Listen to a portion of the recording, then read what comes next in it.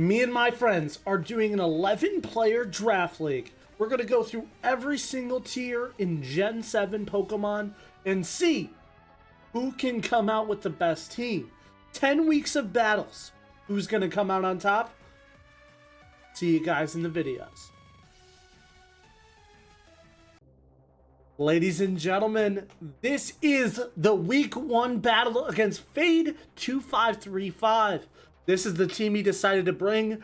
Now I'm going to put on the screen the team that he drafted. Looking at that team he drafted, he did not bring his Garchomp. My plan around this was to bring as many ice type coverage as possible. Now let's see if that hinders me in the battle whatsoever. Let's get right into that battle. All right, starting off on our battle, our opponent is leading with the Fortress. I lead with the Uxie. Now I feel like the Stealth Rock isn't going to be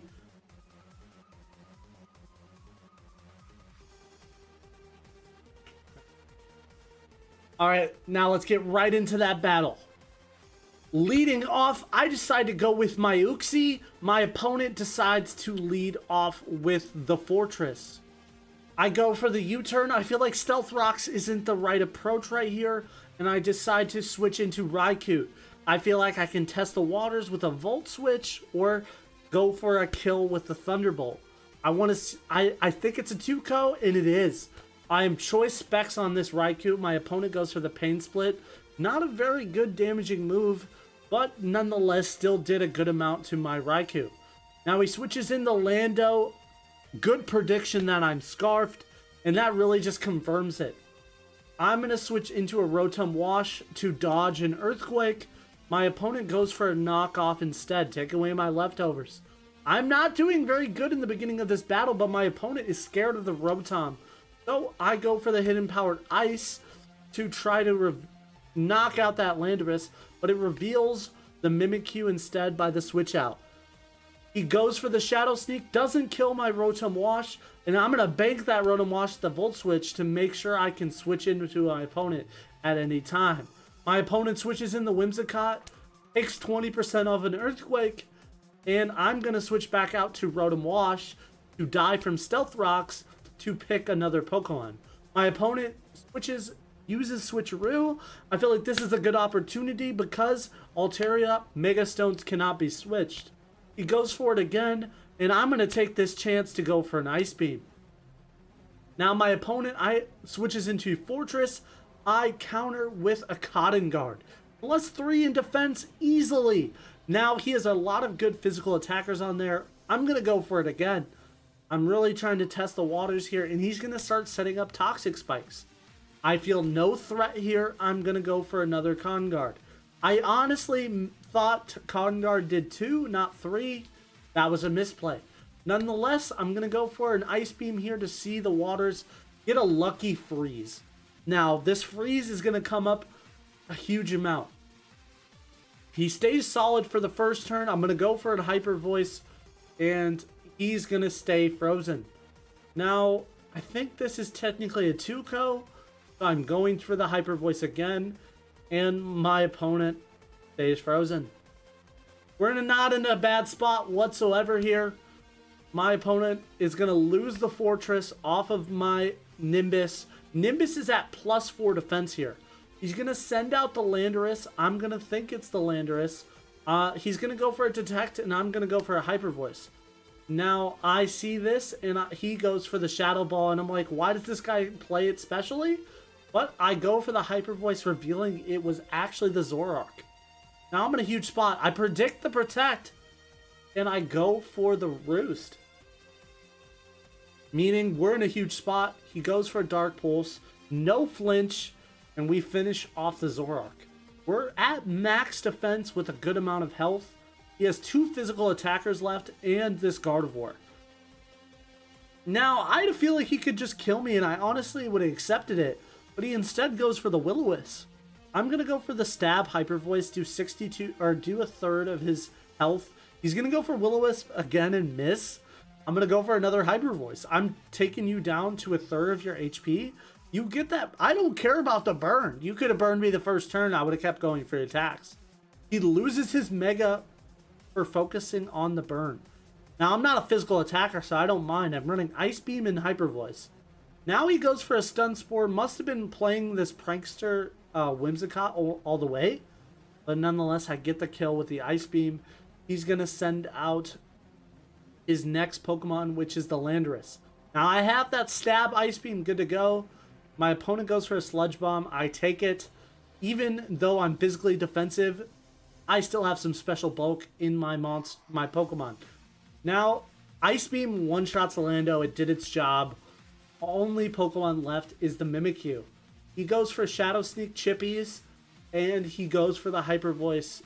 I go for the Hyper Voice to take him down. This battle is as good as sealed. I go for a Hyper Voice to finish it.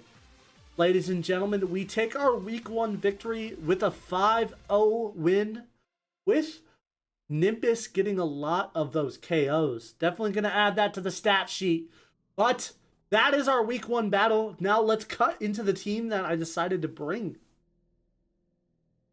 Alright, this is the team of choice. We brought ourselves our Rotom Wash with Volt Switch, Hydro Pump, Thunder Wave, and Hidden Power Ice. Now the Hidden Power Ice is on there because my opponent has a huge type weakness to Ice. I felt like it was more important than the Thunderbolt because Volt Switch could also hit for that electric damage, and especially because I'm not choiced. I don't need an extra power on that electric hit. Next up is our Superior with the contrary ability. My goal with the Superior was to go with Choice Scarf, hit him with Leaf Storms, make sure I outspeed, and have just the craziest Leaf Storm. I don't care if I'm not super effective or you resist a +2 Leaf Storm or a +3 Leaf Storm, you're done. You're not surviving that. Now, if you knock off my choice ability, I'll switch to Giga Drain, get my health back, and be good to go. He didn't get to use his type of setup in this battle, but he will get to show off sooner or later. Next up, Raikou with the Choice Specs ability. That is why I hit my opponent's Fortress super hard with that Thunderbolt. I also had Hidden Power Ice for those round, super effective, quad effective Ice type weaknesses. Now, I didn't get to show off that Hidden Power Ice, but he did some work with that Thunderbolt. Really good pivot machine. Now, this is Nimbus. I decided to go with Ice Beam instead of Flamethrower, but Flamethrower would have been as good. I realized later on I had no good super effective Pokemon on the Fortress. I wanted to make a small correction just so I remember. But that Cotton Guard Roost set really helped out. I'm excited to keep using this mod. I feel like it's dangerous in draft, but I'm going to have to show off some cooler tech than the special attacking Altaria. Next up was our Crocodile with Moxie. I felt like Assault Vest was a good pick. Could have also given him a different one, but honestly, I didn't see him doing crazy work. Honestly, I could have went with the Intimidate ability and just hope he hit hard, but none of it came up. Bandit didn't really come out a single time, so we still get to show off his tricks later on. Next up is our final Pokemon, our Mystery. Mystery had the Life Orb, running Stealth Rock, U-Turn, Knockoff, and Zen Headbutt for stab. Knockoff is really good in Gen 7 meta, I believe, so that's why I put that on there. And I wanted him to hit semi-hard.